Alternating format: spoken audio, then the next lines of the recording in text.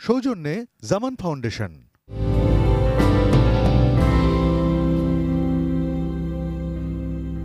প্রিয় সুধী, আসসালামু আলাইকুম। এটে নিউজের প্রতিদিনের নিয়মিত বিশেষ আয়োজন শিল্প সাহিত্য ও সেলিব্রিটি শো কবিবাড়ি অনুষ্ঠানে আপনাদের সাদর আমন্ত্রণ। কবিবাড়িতে যেজন আসে গুণীজন, তারাই দেশের অমূল্য মানবধন। এ কথার গুরুত্বকে অনুধাবন করেই আমাদের কবিবাড়ি অনুষ্ঠানে আমন্ত্রিত হয়ে উপস্থিত হয়েছেন বিশিষ্ট কবি ও কথাসাহিত্যিক সুবর্ণা দাস। আর অনুষ্ঠানটির নিবেদক জামান ফাউন্ডেশন। আর অনুষ্ঠানটি উপস্থাপনা করছি আমি আসাদ কাজল। প্রিয় দর্শক, চলুন অতিথির সঙ্গে মূল আলোচনায় ফিরে যাই। দিদি, আদাব। আদাব। কেমন আছেন? জি, সৃষ্টিকর্তার কৃপায় আপনাদের দয়ায় ভালো আছি। দিদি, প্রযুক্তির যুগে সাহিত্য চর্চায় কোনো প্রতিবন্ধকতা আছে বলে আপনি মনে করেন? এই ব্যাপারে আপনি কি ব্যাখ্যা দাঁড় করাবেন? Thank you. আসলে প্রযুক্তির যুগে আমার দৃষ্টিতে কোনো প্রতিবন্ধকতা নেই বলে আমার মনে হয়, বরঞ্চ প্রযুক্তির যুগে সাহিত্য চর্চা আরও বেগবান এবং আধুনিক হয়েছে। কারণ আগে সহজেই অনুমেয় যে আগে সাহিত্যিক কবিরা অনেক কষ্ট করে একটি কবিতা ছাপাতো, লেখা ছাপাতো, বই প্রকাশ করত। কিন্তু এখন একটি অ্যাকাউন্টের মাধ্যমে সারা বিশ্বে তার সাহিত্য প্রতিভা ছড়িয়ে দিতে পারে। একদম মাটির আনাচে কানাচে থেকে শুরু করে সারা বিশ্বে ছড়িয়ে দিতে পারে এবং সবার সামনে আনতে পারে একটি অ্যাকাউন্ট ব্যবহার করে। সুতরাং আর তাছাড়া বিভিন্ন যে আয়োজনগুলো হয় কবি সাহিত্যিকদের, সেগুলো খুব সহজে জানতে পারে মেসেজগুলো এবং সেখানে অংশগ্রহণ করতে পারে। তাই যোগাযোগ ব্যবস্থাটা আরও উন্নত হয়েছে। তাই কোনো প্রতিবন্ধকতা আমার মতে নেই, আরও বেগবান হয়েছে চর্চাটা। ভালো বলেছেন যে প্রতিবন্ধকতা তো নেই, আরও বেগবান হয়েছে। ভালো বলেছেন দিদি। পাঠ্যাভ্যাস গড়ে তুলতে পাড়ায় পাড়ায় কিংবা সারা বাংলাদেশে কি কি সরকারি পদক্ষেপ নেওয়া যেতে পারে যা পাঠাগার আন্দোলনকে আরও জোরদার করবে বলে আপনি মনে করেন? পাঠ্যাভ্যাস গড়ে তোলা খুবই প্রয়োজন। আর ইতিমধ্যেই অনেক যে পদক্ষেপগুলো রয়েছে সরকারিভাবে, যেমন মহান শহীদ দিবস এবং আন্তর্জাতিক মাতৃভাষা দিবস উপলক্ষে বইমেলা হচ্ছে মাসব্যাপী। তো বাংলা একাডেমি বিভিন্ন কার্যক্রম গ্রহণ করে। তাছাড়া আমার যে দুটো বিষয় মনে হয় যে আমরা যদি উপজেলা ভিত্তিক বইমেলার আয়োজন করি এবং সেটি বিভিন্ন উপজেলায় সারা বছর ধরে চলতে থাকে, তাহলে একদম প্রান্তিক পর্যায়ে একদম মাটির কাছাকাছি বইগুলো পৌঁছে যাবে এবং সকলের হাতে হাতে বই শোভা পাবে। তারপরে আরেকটা বিষয় হতে পারে, যেটা হলো বিদ্যালয় প্রাঙ্গণে একটি উন্মুক্ত পাঠাগার গড়ে তোলা যদি হয় প্রতিটি বিদ্যালয়ে, তাহলে আরও পাঠক সমাবেশ ঘটবে এবং বই পড়ার প্রতি আরও মানুষের আগ্রহ জন্মাবে। দিদি, দিনে দিনে পাঠক কমে যাচ্ছে। সংকট কি পাঠকের নাকি আমাদের বাস্তবসম্মত কোনো পদক্ষেপের?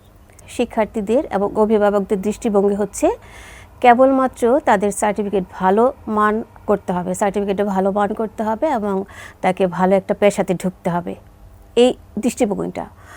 আর সংসার জীবনে ঢুকে অর্থ এবং সংসার কিভাবে ঘুচানো হবে, পেশা জীবন কিভাবে আরও কেরিয়ার গঠন করা হবে, সেই দিকে মন থাকে। একটা পর্যায়ে দেখা যায় যে শেষ বয়সে মানুষ বই পড়ার দিকে আকৃষ্ট হয়। কিন্তু আমাদের শিক্ষার্থী জীবন থেকে বই পড়ার অভ্যাস গড়ে তুলতে হবে এবং এই দৃষ্টিভঙ্গিটা পরিবর্তন করতে হবে এবং অভিভাবকদের এখানে সম্পৃক্ততা করতে হবে। যে কি পরিবর্তন করা যেতে পারে দিদি?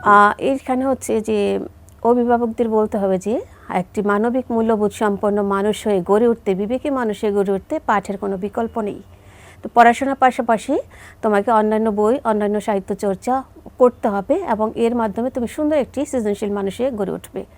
তো এই পরিবর্তনগুলো যদি আমরা আনি, দৃষ্টিভঙ্গির পরিবর্তন, তাহলে অবশ্যই আমরা পাঠক পাবো। ভালো কথা বলেছেন, দৃষ্টিভঙ্গির পরিবর্তন। তবে বইমেলা কিন্তু পাঠক বৃদ্ধিতে যথেষ্ট সহায়ক বলে আমি ব্যক্তিগতভাবে মনে করি। সাহিত্যের দুটি মাধ্যম পঠন পাঠনের আমাদের দেশে রয়েছে, প্রিন্ট থেকে পড়ি অথবা বই থেকে পড়ি। আপনি দুইটা মাধ্যমকে এক মনে করেন? না, আসলে যেটা আমি মনে করি যে একটি বই, এই যে আমার হাতে একটি বই, তো যখন আমি বইটা হাতে পাই, এর কিন্তু শিল্প সত্তা অন্যরকম। এর চাহিদা অন্যরকম, এবং এটা হাতে পাওয়ার সাথে সাথে বই পড়ার দিকে একটা মানে তীব্র আগ্রহ জন্মে, এবং বইটা কিন্তু খুব সুন্দরভাবে আমরা পড়ি, নিখুঁতভাবে, কোনো রকম এখানে মনোসংযোগ একটা নষ্ট হয় না। গন্ধও পাওয়া যায়, হ্যাঁ, নষ্ট হয় না, একসাথে সবগুলো একসাথে বইয়ের মধ্যে পাওয়া যাচ্ছে। কিন্তু আমরা যদি নেট থেকে বই পড়ি তাহলে দেখা যাচ্ছে যে অন্যদিকে আমাদের মনটা চলে যাচ্ছে, কারণ এখানে তো অনেক কিছু সমাবেশ রয়েছে নেটে। তো এজন্য অবশ্যই প্রিন্ট করা বই এবং হাতে যে বইটা, এই বই একদম পড়ার জন্য উত্তম। ঠিকই বলেছেন, নেটে পড়া বই আর প্রিন্ট করা বই আসলে এক হতে পারে না। এক হতে পারে না। নেটে পড়া বইয়ের আবেগ ক্ষণস্থায়ী, ক্ষণস্থায়ী। আর বই থেকে প্রিন্ট করা বই বা কবিতা, গল্প যাই পড়ি এটা ক্ষণস্থায়ী নয়, এবং একজন পাঠককে কিন্তু তার চৈতন্য বোধকে নাড়া দেয় এবং রচনা বিবেচনা করার একটি শক্তি দেখা যায় পাঠকের মধ্যে। কবি কিংবা সাহিত্যিক হওয়াটা কতটুকু সুখকর বলে আপনি মনে করেন? নিঃসন্দেহে সুখকর। একটা সৃষ্টি যখন একজন কবি সাহিত্যিক করে, তার মনের মধ্যে অনেক একটা তৃপ্তি, অনেক নিজের সৃষ্টি একটা করলো, খুব শান্তি মনে হয়। আর এটা নিঃসন্দেহে অত্যন্ত সুখকর। তবে সাংসারিক চাপে বা পেশাগত চাপে অনেক সময় দীর্ঘ সময় ধরে, অনেক সময় যদি কলম নিয়ে না বসতে হয়, তখন তার মধ্যে খুব একটা কষ্ট কুরে কুরে খায়, কতক্ষণে সৃষ্টি করবে। আপনি কি মনে করেন প্রযুক্তির পাশাপাশি, অর্থাৎ প্রযুক্তির ব্যবহারের পাশাপাশি আমাদের বিজ্ঞান বিষয়ক প্রচুর বই আরও বেশি বেশি করে পড়া উচিত? অবশ্যই, প্রযুক্তি হচ্ছে হাতে কলমে, কিন্তু বই থেকে আমাদের তথ্য সমস্ত কিছু সংগ্রহ করতে হবে, পরীক্ষা নিরীক্ষা পর্যবেক্ষণ করতে হবে, ভালো করে জানতে হবে, বুঝতে হবে, এরপরে প্রযুক্তির মাধ্যমে সেটা আমাদের অ্যাপ্লাই করতে হবে। বই পড়ার কোনো বিকল্প নেই, ভালো করে অবশ্যই বই পড়তে হবে বিজ্ঞান প্রযুক্তির পাশাপাশি। আপনি একজন কথা সাহিত্যিক, কবি। আপনি জানেন যে বর্তমান যুগে একটি গল্প বা উপন্যাসে কাহিনী বিস্তার থাকে বা কাহিনী বিস্তার আমরা লক্ষ্য করি, কিন্তু অনেকে মনে করেন বা অনেকে বলেন যে বর্তমান উপন্যাস বা গল্পে কাহিনী বিস্তার আছে কিন্তু নতুনত্ব নেই। এই গল্পে কাহিনী পরিবর্তে নতুনত্ব কিভাবে আনা যেতে পারে বলে আপনি মনে করেন? খুব সুন্দর প্রশ্ন, ধন্যবাদ।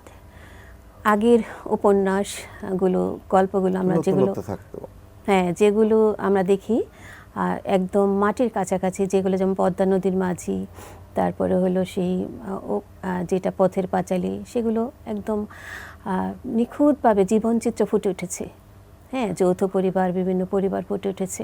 কিন্তু বর্তমানে কিন্তু একক পরিবার এবং নানা ধরনের আত্মকেন্দ্রিক স্বার্থপরতা আমাদের মধ্যে রয়েছে, যার কারণে আমরা উপন্যাসে একদম সেই নিখুঁত জীবনচিত্রগুলো তুলে ধরতে পারছি না, হয়তো বা এই কারণে আমাদের ঘাটতিগুলো রয়েছে। তবে নতুনত্ব আনতে হলে যে জিনিসটা, সেটা হচ্ছে যে আমি যদি গ্রামীণ চিত্রপট ব্যাখ্যা করতে যাই, গ্রামীণ জীবনচিত্র, তাহলে সেই মাটির কাছাকাছি যেতে হবে, তাদের সাথে মিশতে হবে, তাদের জীবনগুলো অনুধাবন করতে হবে। সেইটা যদি নিখুঁতভাবে আমরা নিপুণভাবে তুলে আনতে পারি, তাহলে সেটা আরও নতুনত্ব হবে। আর বর্তমান যে প্রেক্ষাপট, সেটা নিয়ে লিখতে হবে, আর সুদূর প্রসারে চিন্তাও করতে হবে, তাহলে নতুনত্ব আসবে। দিদি, আপনি কবি এবং কথা সাহিত্যিক, তো আপনার কাছ থেকে আজকে নিশ্চয়ই একটি কবিতা শুনব। ধন্যবাদ। এবার 2025 বইমেলায় আমার প্রকাশিত কাব্যগ্রন্থ নীলপদ্ম, সেখান থেকে আমি একটি কবিতা, স্বরচিত কবিতা পড়ে শোনাচ্ছি। কবিতার নাম সবুজ হৃদয়। ভালোবাসো নদী ঝিল, দুরন্ত গাংচিল, ভালোবাসো ফুল ফল পাখি, ভালোবাসো বনবিথি, নিসর্গ সমনীতি, ভালোবাসো বিনে সুতা রাখি, ভালোবাসো নভনীল শুকতারা ঝিলমিল, ভালোবাসো রিমঝিম ধারা, সুখে হাসো সুখে ভাসো, প্রিয়জনে ভালোবাসো, সুখে সুখে হও মাতোয়ারা, ভালোবাসো প্রতিবেশী, আপন যে তারা বেশি, হাতে হাতে থাকো পাশাপাশি, ভালোবাসো দিনজনে, মমতার ছায়াসনে, কিনে নাও সে মুখের হাসি, ভালোবাসো প্রয়োজন সুন্দরে সুবচন, কর্মতে সততার নীতি, সমীরণে গুঞ্জন, সুশোভিত আয়োজন, ভালোবাসো প্রেমময় প্রীতি, সোনালি এ ক্ষণধারা, মনময় আখি তারা, ভালোবাসো স্বরলিপি ক্ষণ, ভালোবাসো স্রষ্টাকে, তাহাকে মননে রেখে তোরে যাও এ পৃথি জীবন। বাহ, একটি আবেগঘন একটি কবিতা শুনলাম দিদি।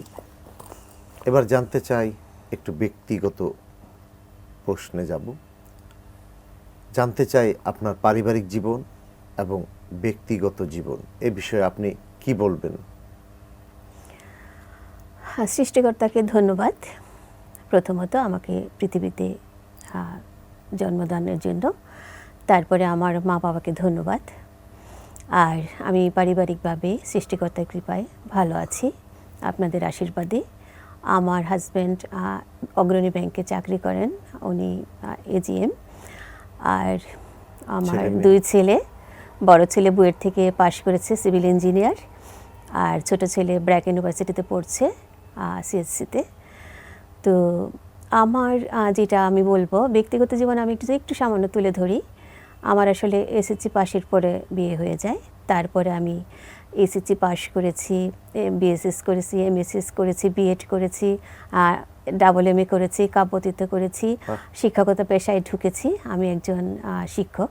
একজন কবি কিংবা লেখক হিসাবে প্রেম এবং বিরহ কোনটা আপনার কাছে সুখকর?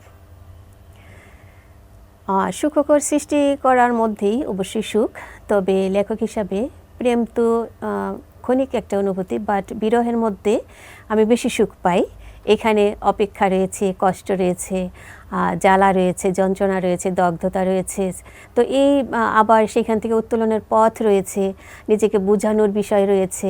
তো বিরহটাকেই আমি একটু বেশি প্রাধান্য দিই সৃষ্টির ক্ষেত্রে। বিরহকে কখনো ভয় পান না তো? না, বিরহ থেকে বিরহে আমি হাসতে পারি, আমি কষ্ট লুকাতে পারি, কষ্ট সহ্য করতে পারি, এই ধারণ ক্ষমতাটা আমার রয়েছে, এবং বিরহের থেকে আমি সৃষ্টি করতে পারি। বাহ দিদি, শেষ প্রশ্ন। দোষ গুণ নিয়েই তো মানুষ, কিন্তু অনেকেই দোষ গুণ সেভাবে জনসম্মুখে প্রকাশ করেন না, চেপে রাখেন। কিন্তু আজকে তো আপনাকে চেপে রাখতে আমরা দেব না। জানতে চাই আপনার ভিতরের একটি গুণের কথা, জানতে চাই আপনার ভিতরের একটি দোষের কথা। আপনি এটেল নিউজ দর্শকদের উদ্দেশ্যে দোষ গুণ নিয়ে এই জীবনটি কিভাবে উপলব্ধি করেন সে বিষয়ে আজকে জানব। আমি আমাকে মূল্যায়িত করতে খুব পছন্দ করি।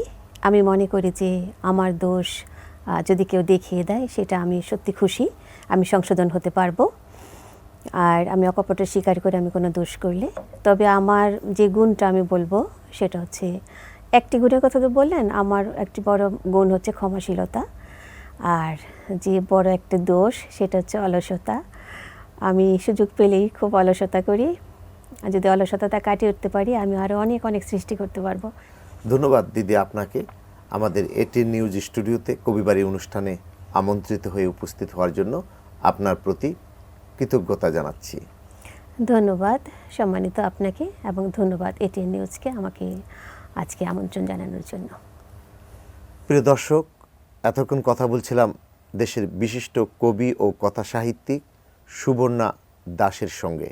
আগামী অনুষ্ঠান দেখার আমন্ত্রণ জানিয়ে আমি আসাদ কাজল আপনাদের কাছ থেকে বিদায় নিচ্ছি। আল্লাহ হাফেজ।